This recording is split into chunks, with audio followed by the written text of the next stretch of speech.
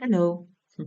It's still early in the morning here for me, and I had early in the morning today a talk with someone who wanted to apply for a master plan retreat with us with True Journey. And and sometimes, of course, this type of communication happens, and I thought I just share it here, and maybe for some people it helps or it gives a little bit more clarity. And what I share here is just one invitation to see this topic from one angle. But in this one angle, there are again many angles, as we know. It's we can multiply all the things, in a subtle energetically view field or subtle energetically field.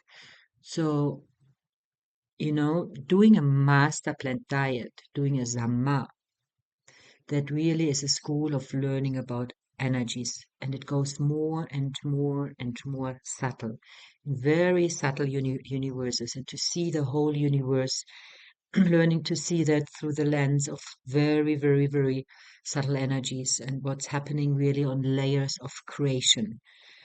So that's for me the school, the learning, and it's not for everyone, and that's also totally fine if someone lives in a world and in a perception where everything exists what the person can see, or smell or touch. Like if a person lives in a reality where everything what she as a human can or he can as a human perceive with the senses as a human, that only that is reality, and maybe a little further how scientifically things can be proved. If this is for someone reality, um, it might, being many steps or different steps or a different healing process or learning curve, to do a zama. And a Sama was originally for people who wanted to be a shaman. So it was originally for people who wanted and already had the feeling and sense of going deeper into the wisdom of nature, into the wisdom of the universe. So sometimes today people want to do a diet and a Dhamma because they hear about it, but they are in a very different, they live a very, very, very different life. And they just want to do it because they think it's something like meditation and yoga, what everyone should do. And yoga and meditation are big medicines too. But yoga and meditation, you can just start on a more beginner level. When you do a master plant diet, a zama, you start with these strong plants. It just, it can overwhelm certain type of people who are just with their consciousness on a different layer. And yes, we can do that because that's a step also to break through and to open up. And for some people, that's great. And for some people, it might be a lot, and maybe they don't have the skills and they don't have the capacity to hold that because it's so far away, or they don't get so much out of it, you know. And some people do, for some people, it's a big life shift change because, whoa, they got onto the other sides where they, had no clue.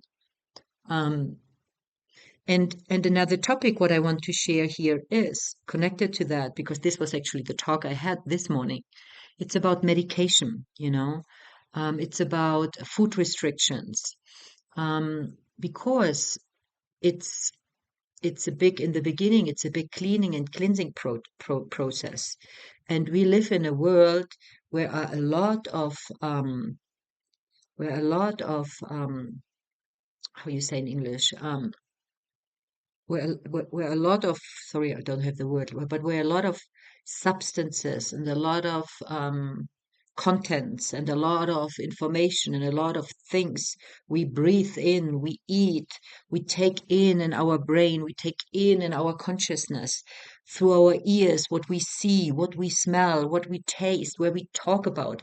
There are a lot of things, they are far away from, I say, nature. There are so many creations and so many chemical components, toxic components, which don't come from nature.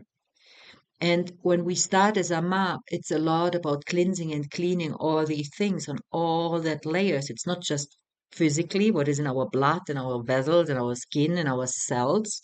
It's a deeper cleanse of all of that, you know, or what we maybe also carry from our parents or ancestors. There's a lot of cleansing and cleaning happening. And if someone has a certain medication which the person wants to continue taking while doing a zama.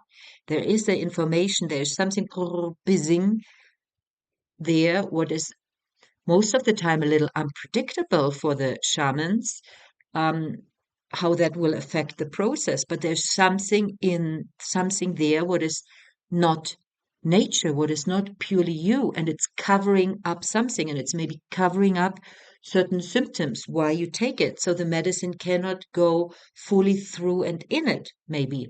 Sometimes still the medicine can go through all of you, even if you have a medication, but sometimes not. And sometimes this medication together with the medicine, not just chemically, or not just how a medical a doctor would say, oh, this substance is not good because it could cause more serotonin, and this is dangerous for that or that, or this could cause like something in the heart. No, I mean, it's beyond that. Obviously, if that's proven that a certain medication in ayahuasca doesn't work, that's very clear, then no. But there are also medication where from Western science, like chemically, there's no contradiction. But energetically, how we go in the subtlety. What is the sense and the movement and the direction where we go when we do a sama. There can be things, vibrations, and these other substances of this medication in the way, and we don't know how that bounces some other energies back, or how that is covering up symptoms while you take it, and the medicine cannot go to the root cause to let you experience maybe why you have these symptoms. So these are just different angles I offer to look at, and maybe to help you to understand that that's why there's a predieta, before you start the process, not to eat certain things, not to have certain medications, and also post dieta, where you are not supposed to take in or do certain things, or use also like strong creams, which have maybe a strong antibiotic or ivermectin or other chemicals. That's that's just all a little unpredictable energetically on the subtlety of with spirit, how it might be in the way of your healing and learning process. And maybe not only just in the way, maybe also, there are certain ripple effects which cannot fully ripple out what is necessary of the process of moving towards wholeness and healing. And that's unpredictable, and many of these things might happen on a very subtle layer where maybe it's not obvious that it's connected, but on a bigger picture, maybe there is a bigger effect. And for this reason, there are these rules, and sometimes maybe we do an exception, or we bend it a little bit to give it a chance. And so far, it all seemingly, the things we did went well, even if we said, okay, if you need this medication, there's no contradictions. Let's try. But yeah, we explain that it's always a little bit this feeling. And there are many modalities out there. You don't have to do plant medicine, and it's so important that you are safe and that you are healthy. And letting go of certain medications can have other strong effects on your health, where maybe the zama and the retreat you do cannot balance out. Sometimes people let go of a medication, and the course, it goes so deep down to the root that there's some healing happens and they don't need the medication anymore. But usually this needs longer time. There's never a promise. We never can promise that, because there's so much in the unknown, and it's so much depending also on the readiness of your spirit, of your system, of your being. Probably so much more beyond. Maybe it even depends on with some stuff on the readiness of your ancestors. Who knows? If certain things are allowed, are ready to let go and to release and to heal. Um, so what I want to say again is that it, not everyone has to do a Dhamma. It's not for everyone. We're living in a world what is so beautiful that there are so many healing modalities possible. There are many modalities, like what you can do where you can continue taking the medication. If you go in a vipassana, if you choose like a healer, a coach, a facilitator, who helps you with meditation, who helps you with yoga, who helps you with different somatic practices, who helps you with rituals, or other more gentle plant remedies. There's so much out there.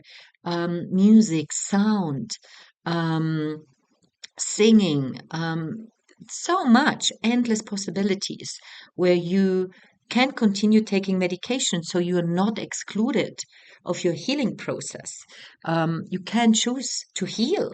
Um, and maybe in another time, if you still have the feeling you need the medication, if your doctor says to you, you have to, and ask different doctors, ask ask Chinese medicine doctors, ask Ayurvedic doctors, ask naturopathic doctors. I think that's the right English word. Get different angles. There's so much possibilities these days out there to choose healing and growing. And also the Western medicine, it's so important, it saves lives. But sometimes on our healing journey, we come to a place where we are ready to heal the root cause, and maybe we're ready to heal in a different way and let go of a pill who is just suppressing or pushing away the symptoms, but not healing the root. Um, and yeah, um, I think that's it, what I wanted to share this morning. And thank you.